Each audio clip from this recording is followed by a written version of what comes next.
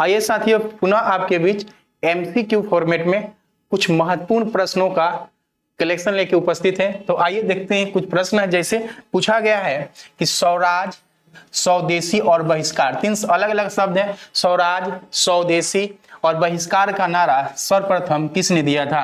यानी स्वराज की भी मांग किया, स्वदेशी की भी बात कहा कि अपना हो समान, और बहिष्कार करने का नारा सर्वप्रथम किसने दिया था? तो बाल गंगाधर तिलक ने दिया था। तो इसका आंसर होगा बाल गंगाधर तिलक। आइए इससे संबंधित कुछ सवालें हैं जिसको हम पढ़ लेते हैं कि फिर दोबारा कभी पूछे तो हमें याद रहे।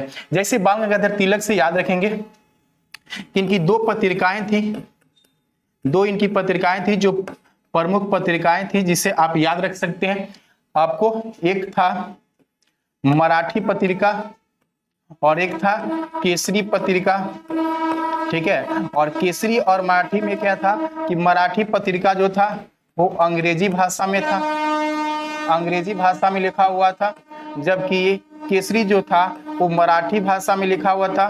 इनके द्वारा रचित एक पुस्तक था जो मांडवे जेल में लिखा गया था, उसका नाम था, आपको याद रखेंगे, गीता रहस्य। क्या नाम था? गीता रहस्य पुस्तक इन्हीं की थी, ये भी याद रखेंगे। इसके अलावा याद रखेंगे अप्रैल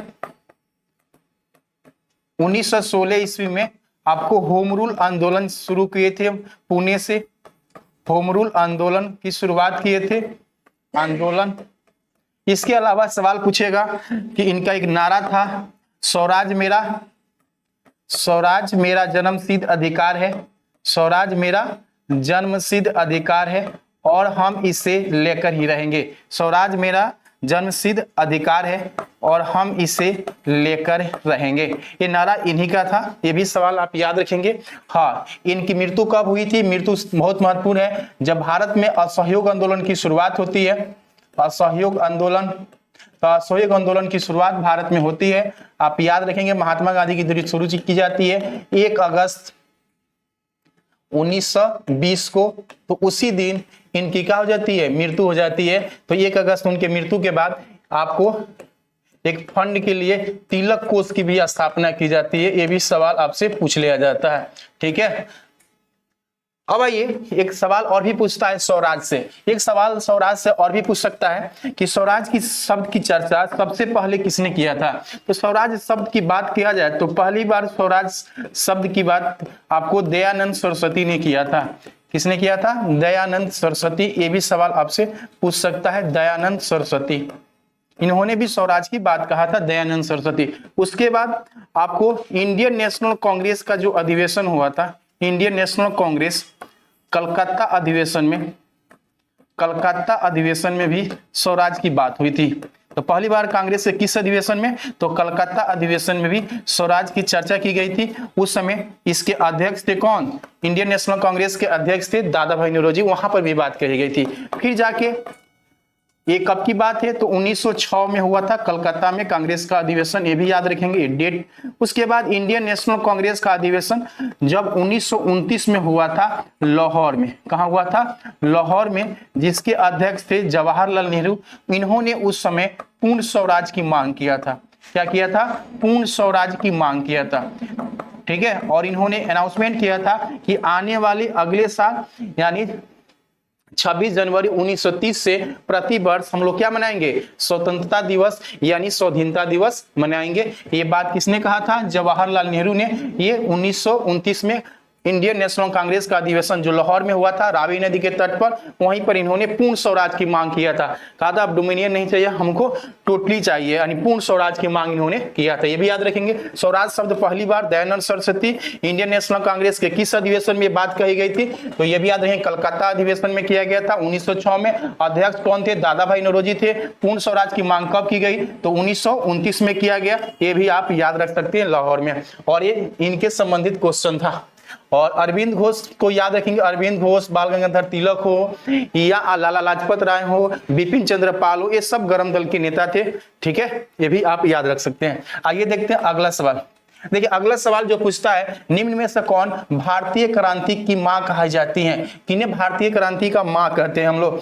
तो याद रखें, भारतीय क्रांति की मां जो कहा जाता है, मैडम भिखाजी रुस्तम कामा जी को कहा जाता है।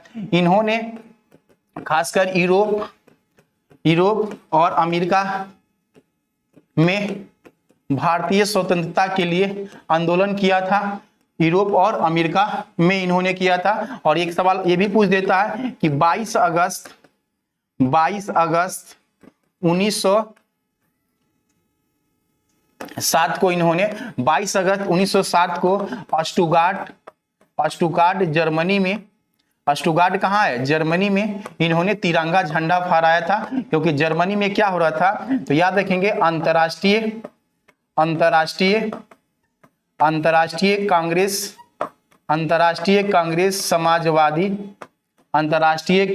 समाजवादी सम्मेलन हो रहा था। वहीं पर इन्होंने बाप को भारतीय तिरंगा फहराया था। कितने तारीख को, ये भी सवाल आपसे बन जाता है, एग्जाम में पूछ लिया जाता है। तो याद रखेंगे ये 22 अगस्त 1907 ईस्वी को इन्होंने स्टुटगार्ट जर्मनी में क्या फहराया था, तो तिरंगा फहराया था। इन्हें भारतीय क्रांति की मां कहा जाता है। ये सवाल आपको बन सकता है। इसके अलावा ऑप्शन में और भी सवाल है, इस पर भी कुछ देख लेते हैं। जैसे आपको एनी बेसेंट से सवाल आपसे पूछ सकता है। एनी बेसेंट जो थी वो 1893 ईस्वी में आपको आयरलैंड से भारत आई थी। और ये थियोसॉफिकल सोसाइटी की मेंबर थी। क्या थी, थियोसॉफिकल सोसाइटी की मेंबर थी। और थियोसॉफिकल सोसाइटी की मेंबर बनके ये भारत में आई थी। फिर जाके याद रखेंगे 1898 ईस्वी में इन्होंने आपको बनारस में हिंदू कॉलेज की स्थापना करती हैं। बनारस में हिंदू कॉलेज की स्थापना करती हैं, जो आगे चलकर आपको पता ही है, आगे चलकर 1916 ईस्वी में पंडित मदन मोहन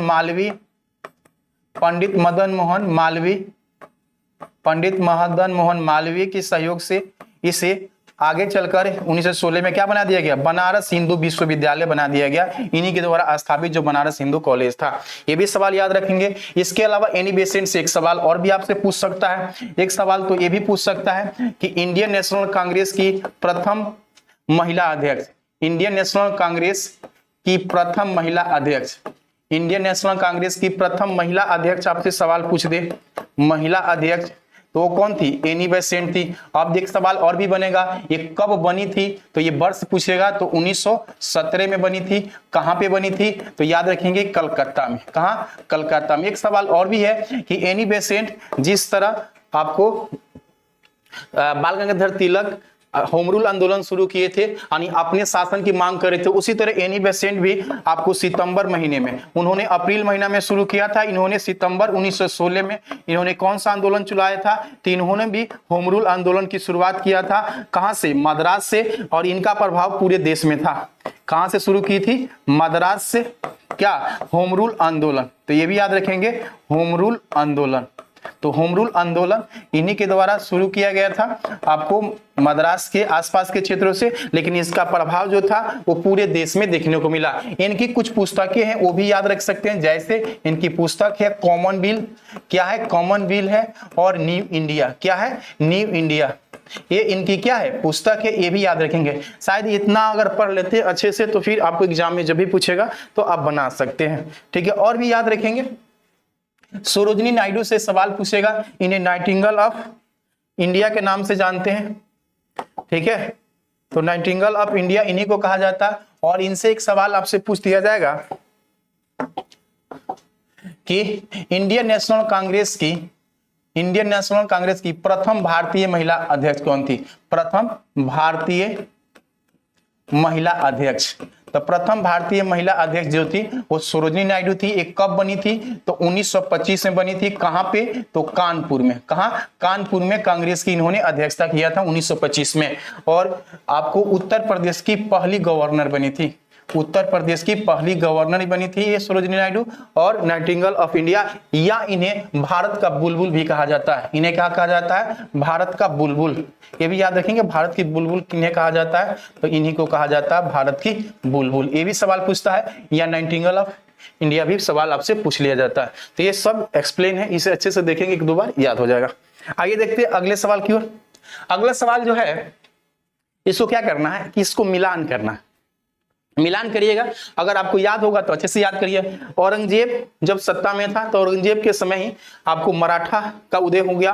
फिर औरंगजेब की मृत्यु के बाद बहुत से छोटे छोटे रजवाड़े थे वो अपने आप को क्या होने लगे, स्वतंत्र होने लगे। उसी समय की बात है और खासकर कुछ उनके समय की बात है और कुछ बाद की समय की बात है। अब देखिए इसमें क्या है, पूछेगा हैदराबाद स्वतंत्र राज्य की स्थापना किसने किया था, तो ये किए थे आपको महमूद कुली कुतुब शाह। तो इसके सामने क्या हो जाएगा, 2 नंबर, क्या हो जाएगा 2 नंबर। अब पूछेगा बंगाल की स्थापना किसने किया, स्वतंत्र बंगाल की स्थापना किए थे मुर्शीद कुली खां। किसने किया था, मुर्शीद कुली खां ने किया था, ठीक है। और अवध की स्थापना किसने किया था, तो अवध की स्थापना किए थे शहादत खां। कौन किए थे, शहादत खां किए थे। और मराठा की स्थापना कौन थे किए थे, तो शिवाजी किए थे। अब आपको ऑप्शन में देखना है 2, 4, 1 और 3। तो 2, 4, 1 और 3 जो ऑप्शन है इसी को, यही आपका आंसर हो जाएगा। इस तरह का भी सवाल आपको देखने को मिलता है, तो इसको प्रैक्टिस करने से ही होगा।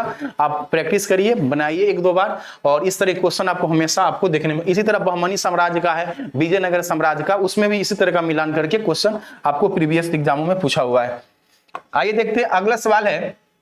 ये भी इस तरह के सवाल हमने 3-4 रखा है जिससे आप बहुत से सवालों को सीख पाए, आसानी से सीख पाए। जैसे कि इसमें देखिए पूछ रहा है कि आयोडीन 23 का प्रयोग हम लोग किस लिए करते हैं, लेकिन इसमें प्रश्न पहले सुन लीजिए, निम्नलिखित में से कौन सा सुमेलित नहीं है, कौन इसके सामने जो दिया गया वो गलत कौन है, ठीक है, ये चूज करना था। तो इसको देखिए ध्यान से। देखिए आयोडीन 23 का प्रयोग हम लोग खासकर मस्तिष्क के प्रतिबिंब के लिए किया जाता है, मस्तिष्क के प्रतिबिंब के लिए इसका प्रयोग किया जाता है, ठीक है। तो ये इसका सवाल का ये हो गया, यानी ये क्या हो गया, गलत है। जबकि थायराइड उपचार के लिए हम लोग किसका प्रयोग करते हैं, तो थायराइड उपचार के लिए याद रखेंगे आयोडीन 131 का प्रयोग करते हैं, आयोडीन 131 का हम लोग प्रयोग करते हैं, इस बात को आप याद रखेंगे, ठीक है। उसके बाद याद रखें कोबाल्ट 60 का प्रयोग हम लोग किसमें प्रयोग करते हैं, कैंसर की इलाज में, ये सही है। फास्फोरस आपको 32 का प्रयोग हम ल्यूकेमिया चिकित्सा में करते हैं, और सोडियम 24 का प्रयोग रक्त प्रवाह को पता लगाने में करते हैं। तो ये आपको ये सही था। कौन सा ऑप्शन इसमें मैच नहीं खा रहा था जो सामने दिया गया था, तो इसका आंसर ये हो जाएगा। इसके अलावा हमने एक नया सिखा दिया, ये भी सिखाया, वो नया करके सिखाया, और इस सबको एक साथ मिलाकर याद करेंगे। एक क्वेश्चन यहाँ से हमेशा आता है जब भी बायोलॉजी क्वेश्चन देखेंगे चिकित्सा वाला में, ठीक है। तो क्वेश्चन टॉप किया जाता है, तो इस तरह का ऑप्शन देके भी आपसे पूछ लिया जाता है। आइए देखते हैं अगला सवाल। अगला सवाल है कि जैसे टमाटर, तो देखिए जितने भी आप फल देखते हैं उनका कलर जो होता है वो किसी न किसी वर्णक के कारण अलग अलग होता है, ठीक है। तो इसीलिए पूछता है कि टमाटर के लाल रंग किसके कारण होता है, लाइकोपीन के कारण। उसी तरह आपसे पूछेगा गाजर का लाल रंग किसके कारण होता है, तो आपको पता होगा कैरोटीन के कारण। उसी तरह आपसे पूछ देगा चुकंदर, क्या पूछ देगा, चुकंदर, तो चुकंदर होता है विटामिन, तो ये भी याद रखेंगे इसके कारण होता है, विटामिन के कारण होता है। इस तरह के सवाल ये 2-3 जो है, ये टमाटर का लाल रंग, गाजर और चुकंदर, ये खूब एग्जाम में पूछा जाता है। इसको अच्छे से आप लोग क्या कर लीजिएगा, याद कर ले रहिएगा, ये 3 जो है बहुत महत्वपूर्ण है। अगला सवाल है कि डॉक्टर के द्वारा आंख, कान, नाक, गले, जो ईएनटी डॉक्टर होते हैं, खासकर ईएनटी डॉक्टर किस दर्पण का प्रयोग करते हैं, तो अवतल दर्पण का प्रयोग करते हैं। क्यों करते हैं भाई, कि अवतल दर्पण जो होता है वो छोटे को बड़ा करके दिखाता है, जिससे डॉक्टर आसानी से क्या करता है, देख लेता है। जबकि उत्तल दर्पण क्या करता है, बड़ा को क्या करके दिखाता है, तो छोटा करके दिखाता है। इसलिए इसका प्रयोग हम लोग साइड मिरर में करते हैं, साइड मिरर के रूप में हम लोग इसका प्रयोग करते हैं। यानी गाड़ियों में जो साइड मिरर लगा रहता है, क्योंकि पीछे से आती हुई गाड़ी जो होती है ना वो बड़ी बड़ी होती है, लेकिन इसमें छोटा करके उसमें दिखा दिया जाता है। तो इसलिए याद रखेंगे उत्तल दर्पण का प्रयोग साइड मिरर में। आंख, कान, नाक के जो डॉक्टर होते हैं वो किसका प्रयोग करेंगे, अवतल दर्पण का प्रयोग करेंगे। किसका, अवतल दर्पण का। तो आइए देखते हैं अगला सवाल है। अगला सवाल है जैविक खाद। देखिए जैविक खाद बहुत महत्वपूर्ण होता है, खासकर कि जैविक खाद से आपको कई तरह की लाभ हैं। जैसे कि जैविक खाद से जल क्षमता बढ़ जाती है, मिट्टी की उर्वरता शक्ति बढ़ जाती है, मिट्टी बंजर नहीं होगी, और जो फसल का उत्पादन होगा वो भी आपके स्वास्थ्य के लिए अच्छे होगा। इसलिए सरकार के द्वारा जैविक जैविक खेती की बढ़ावा बहुत तेजी से दी जा रही है। बिहार सरकार भी जैविक कॉरिडोर बनाया हुआ है, बहुत से इसमें आसानी से पैसा सरकार के द्वारा आर्थिक मदद भी की जा रही है जिससे जैविक किया जाए। उसके अलावा आपके गांव में देखता हूँ जैविक खाद भी मिलता है फसलों के लिए, जिससे मिट्टी की उर्वरता शक्ति बने रहेगी, जल क्षमता उसको ग्रहण करने की क्षमता होती है। उसके अलावा जब हम जोताई करते हैं जो नाली होता है टूट जाता है, जिससे आप केचुआ सुने हो, केचुआ को हम लोग क्या करते हैं, किसान का मित्र कहते हैं। तो ये जो वो काम जो करता है, जो ला के नीचे से ऊपर करता है, नीचे की जो पोषक तत्व ऊपर लाता है, तो उस तरह का पोषक तत्व जो होता है वो जैविक खाद में ही होता है। तो जैविक खाद में भी एक तरह का पोषक तत्व मिलता है। ठीक है, तो कहता है जैविक खाद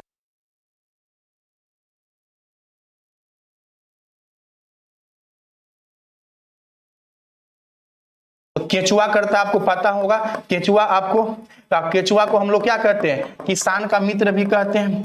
केचुआ का कहते हैं हम लोग किसान को मित्र कहते हैं, क्योंकि मिट्टी को भुरभुरा कर क्या करता है, उपजाऊ बनाता है। और केचुआ किस संघ के जंतु है, एनलिडा संघ का, ये भी एग्जाम में पूछता है, एनलिडा संघ का। और याद रखेंगे केचुआ का जो त्याग होता है, मल त्याग, जो ये मल त्याग करता है, मल त्याग से ही क्या बनता है, वर्मी कंपोस्ट बनता है।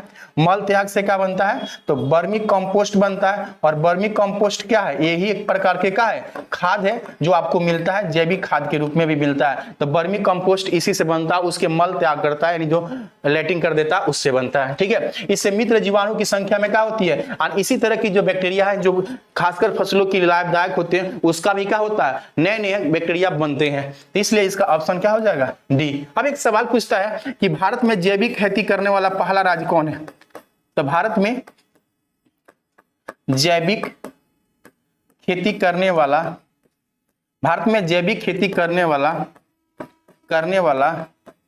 पहला राज्य कौन है, पहला राज्य कौन है। तो जैविक खेती करने वाला भारत में पहला राज्य जो है वो आपको याद रखेंगे सिक्किम।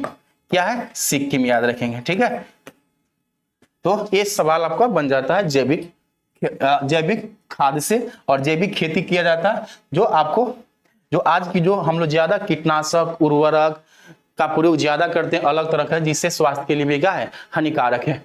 सिरका निम्न में से किस अम्ल का जलीय घोल होता है। तो सिरका जो खासकर होता है वो एसिटिक अम्ल का क्या होता है, घोल होता है। एसिटिक अम्ल का घोल होता है, क्योंकि एसिटिक घोल अम्ल का घोल ही होता है जो कच्चे फल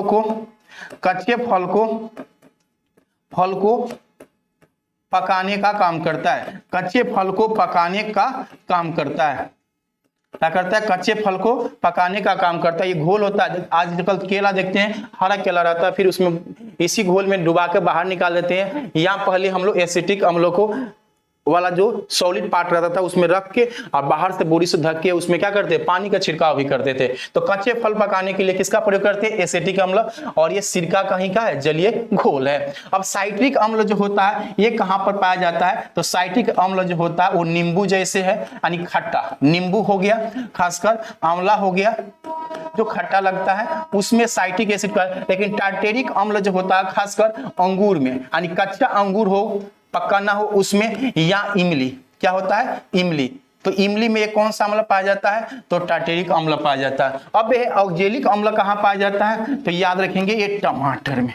कहां पाया जाता है, ये टमाटर में पाया जाता है ऑक्जेलिक अम्ल। तो ऑक्जेलिक अम्ल कहां पाया जाता है, टमाटर में पाया जाता है। अगला सवाल पूछा है कि जैसे अस्थि मतलब होता है आपका हड्डी, ठीक है, बोन, और दंत मतलब तीत के निर्माण में किसकी आवश्यकता, किस एलिमेंट की आवश्यकता होती है। तो आप सब बचपन से जानते हैं कैल्शियम और फास्फोरस। क्या होता है, कैल्शियम और फास्फोरस के कारण होती है। इसके कारण आपका एनेमल यानी जबड़े की जो हड्डी होती है वो बहुत ही मजबूत होती है। ठीक है, और कुछ हड्डियां जो होती है, जैसे पूछेगा कि सबसे मुलायम हड्डी जो होती है कान की हड्डी होती है, सबसे कमजोर हड्डी कॉलर बोन ये कमजोर होती है, सबसे लंबी हड्डी जांघ की हड्डी होती है। तो ये सब सवाल भी आपसे पूछा जाता है। इस पर आधारित मेरा एक जीके जीएस का आपका प्लेलिस्ट में होगा वीडियो, जिसमें बहुत से वीडियो बनाए हुए हैं, उस वीडियो को भी देख लेंगे तो आपको बहुत से क्वेश्चनों का प्रैक्टिस हो सकता है। ठीक है, तो आइए देखते हैं अगला सवाल है कि निम्न अंगों में से पित्त मतलब होता है जो बाइल, बाइल जो होता है वो कहां पर जाके संचय होता है, तो बाइल का निर्माण कहां होता है पहले, तो बाइल का निर्माण होता है आपको लीवर में। कहां होता है, लीवर में होता है, यकृत में आपको बाइल का निर्माण होता है। और जब एक्स्ट्रा होता है ना, बाइल भी आपको जाता है, जब एक्स्ट्रा हो जाता है, जब ये इसको भी छोटी आंत में जाना होता है स्मॉल इंटेस्टाइन में, तो स्मॉल इंटेस्टाइन में जाने से पहले अगर उसमें ज्यादा हो जाता है तो ये जाके जमा होता है गैल ब्लैडर में। गैल ब्लैडर को ही हम लोग क्या कहते हैं, पित्ताशय। तो पित्ताशय में क्या होता है, जाके जमा हो जाता है। तो याद रखेंगे बनता कहाँ है, लीवर में। जब एक्स्ट्रा होता है तो कहाँ जाके जमा होता है, पित्ताशय में जाके ये क्या हो जाता है, जमा हो जाता है। ठीक है। और लीवर को हम लोग क्या कहते हैं, रसायन प्रयोगशाला कहते हैं। इसे क्या कहते हैं, रसायन प्रयोगशाला, इसी को कहा जाता है प्रयोगशाला। यानी जो भी आपके शरीर में एक्स्ट्रा चीज होता है वो सब कौन ले लेता है, आपको यकृत ही ले लेता है। और यकृत में ही आपको पता होगा फाइब्रिनोजेन, फाइब्रिनोजेन का निर्माण होता है, हिपेरिन का निर्माण होता है। हिपेरिन जो एक प्रकार का हार्मोन है, फाइब्रिनोजेन जो होता है ये क्या करता है, शरीर में रक्त जब आपको कट जाता है तो रक्त को थक्का बनाने का काम ये करता है, और रक्त को थक्का बनने से रोकता कौन है, हिपेरिन करता है। ये भी लीवर में। यहाँ आपको ये भी पता है अगर शराब पी लेते हैं तो भी जांच होता है, तो जांच होने के बाद कहाँ जांच होता है, लीवर में। लीवर में जाके एक्स्ट्रा का हो जाता है, जमा हो जाता है। एक सवाल और ही पूछ देता है लीवर से, मानव शरीर की सबसे बड़ी ग्रंथि कौन है, तो मानव शरीर की सबसे बड़ी ग्रंथि जो है, मानव शरीर की सबसे बड़ी ग्रंथि, मानव शरीर की सबसे बड़ी ग्रंथि जो होती है वो यही है। मानव शरीर की सबसे बड़ी ग्रंथि है आपको लीवर होती है। ठीक है। अब याद है पलीहा, पलीहा को ही हम लोग क्या करते हैं, स्प्लीन कहते हैं। क्या कहते हैं, स्प्लीन। पिछले वीडियो में हमने बताया था पलीहा के बारे में, पलीहा या स्प्लीन के बारे में बताया था। ये कौन सा स्थान है जहां पर आरबीसी जाके समाप्त होती है, यानी आरबीसी बनती कहां पे है, तो लाल अस्थि माजा में।